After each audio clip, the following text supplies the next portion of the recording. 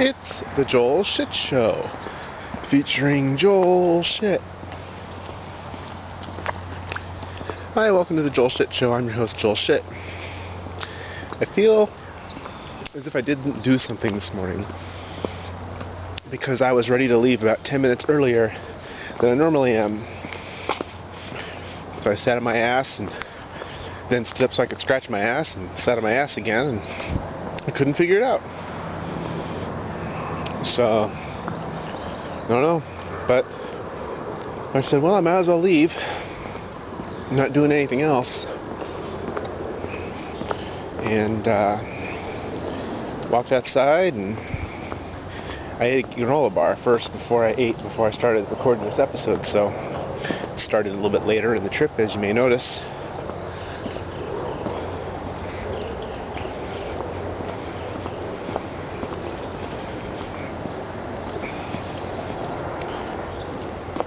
But everything's off by a few minutes.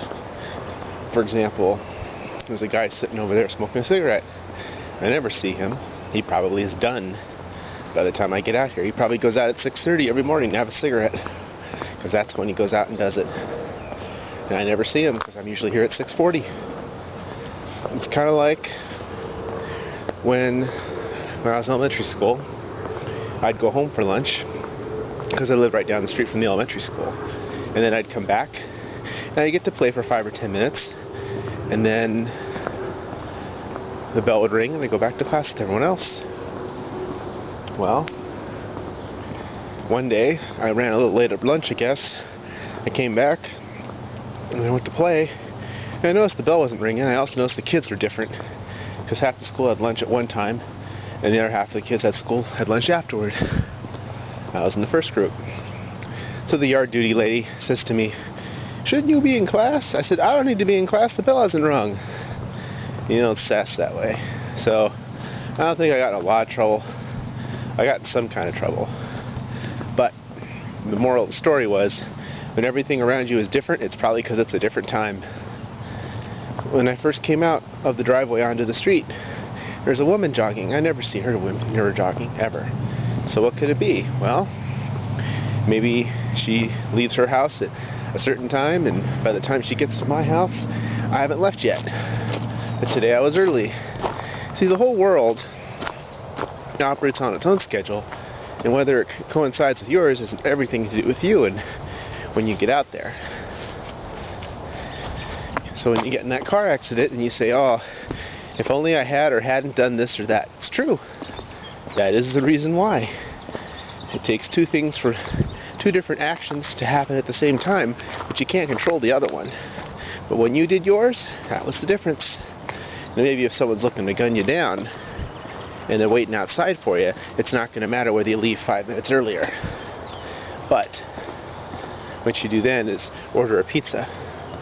And if the pizza guy shows up and delivers your pizza and doesn't get shot, it's safe to leave. Of course, then you don't need to go out in the first place because you already have a pizza. So see, problem solved. The moral of the story is, always order pizza. Another way to look at it, the more fun way, is if life is like a video game. So the reason that woman was out there jogging was because I didn't have the camera out, because I didn't want to shoot anyone besides nothing, because obviously you don't see anything on the walking to the train station days. And because my camera was not working yet, because I was eating my granola bar, they said, "Okay, let's put the runner over there. She's not going to be on camera anyway. The camera's not out." Kind of like in Maniac Mansion, or no, Zach McCracken with the overhead bins in the airport. The one in the airplane, the one with the luggage, is always the last one you look at. So that's the difference there. It makes sense if you know what I'm talking about. Why am I going on about this? Because nothing really happened yesterday. I didn't want another slow news day. I finally got the episode from Saturday uploaded. When I got home, I did it again, and this time it went through. They just needed me to stare at it, I guess. And then today I will upload Sunday, Monday, Tuesday, today. What a great way to end the long stretch. The record I reviewed was okay. Someone looked at my free, what was it called? Kitten Forever. Album, I don't know. It has a comment on my site, joelshitshow.com. Haven't approved it yet, but I will.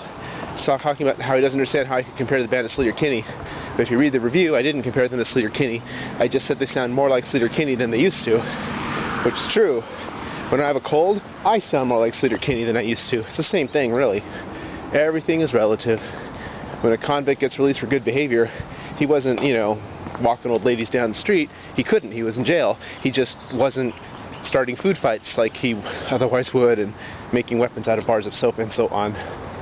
Well, this house is coming along pretty well, huh? That used to be a bunch of crap. Now it's a bunch of crap covered up with boards that you can't see the crap anymore. Very nice. This would be $1 million house when it's done. Even in this economy. One of my least favorite phrases. Oh, well, you know, I've got time today. We're going to do this. Okay, look. There's this puppy. And it says no. I don't know if you can see that. But the word no exclamation point, no factorial, is written on the dog. And that's to tell you, hey, the dog owner, don't poop on my lawn, and don't let your dog poop on the lawn either. That's what that sign says. I want one of those, except for me, it would just mean no dogs, pooping or otherwise. That's all the time we have for today. Visit us on the web at joelshitshow.com. Email joel at joelshitshow.com.